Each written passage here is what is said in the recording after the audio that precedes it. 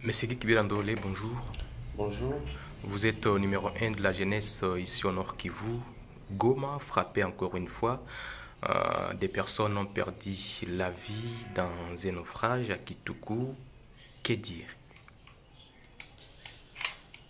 Je pense que ce serait trop limitatif de croire que c'est seulement la ville de Goma qui est touchée par le naufrage d'hier 3 octobre 2024,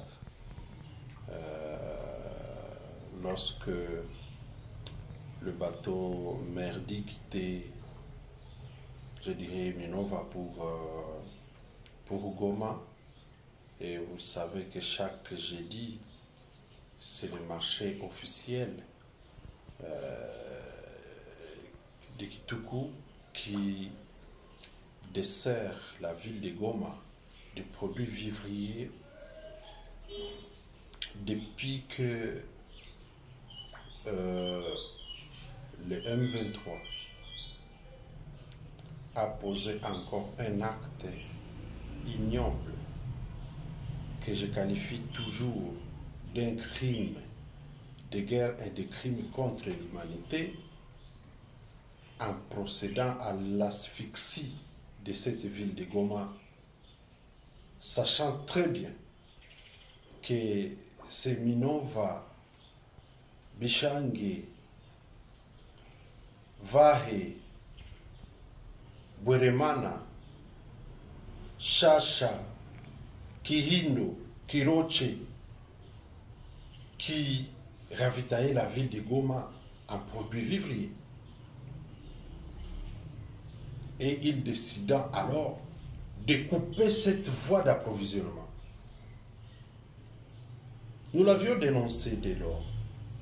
Nous avions dit que c'était une situation insupportable parce que Goma étant déjà coupé du territoire de Nyiragongo, Rutshuru, Lubero et Paikoshe, Butembo Beni,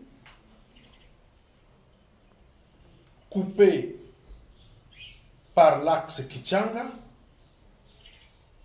Massissi Centre, comme si ça ne suffisait pas, l'unique voie qui pouvait encore donner des produits vivriers à la ville de Goma, c'était Minova, Bweremana et d'autres marchés connexes.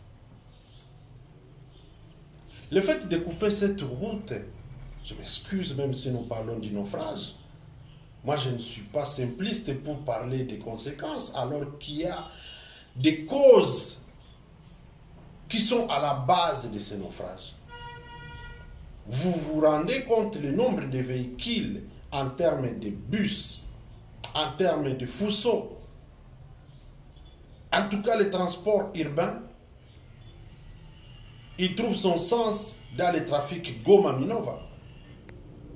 Et lorsque ce trafic est coupé, le point alternatif est resté l'approvisionnement par le voie lacustre. Et alors là, on utilise non seulement les bottes à moteur, les pirogues à main levée, à main libre, mais aussi les bateaux. Mais quel bateau alors? Voilà comment est-ce que moi je situe la problématique du naufrage d'hier. Un naufrage qui vient mettre à nu l'irresponsabilité de plusieurs acteurs. Si nous avons un commissaire lacustre à Goma, sommes-nous sûrs qu'à partir du moment que les gens s'approvisionnent au niveau des Vahe, et quand je parle des Vahe, je vois toutes les populations qui viennent des collines qui surplombent Minova et ses environs, notamment Bishange,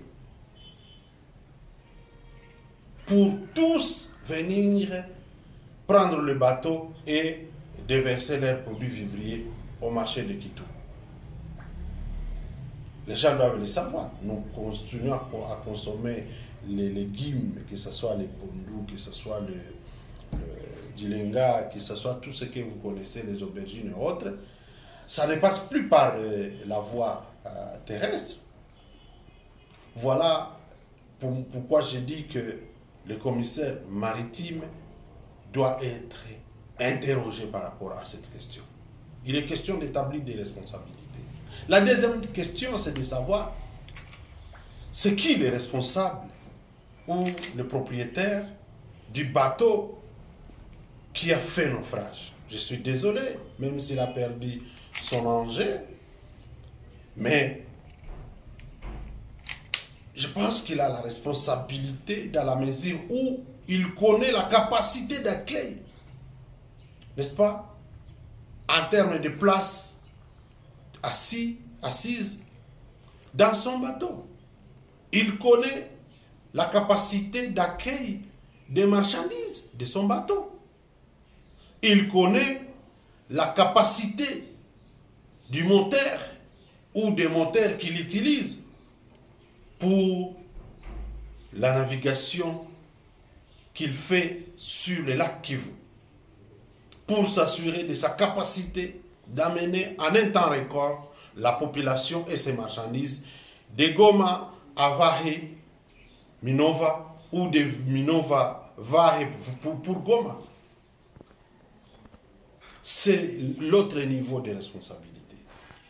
Mais je l'ai dit au départ, la première responsabilité, elle reste celle des autorités qui doivent faire tout ce qui est à leur pouvoir pour déguerpir, sortir les mouvements terroristes des chachas qui ont coupé les contacts entre Kiroche, Chacha, Kihindo, Bweremana, Minova, à Goma.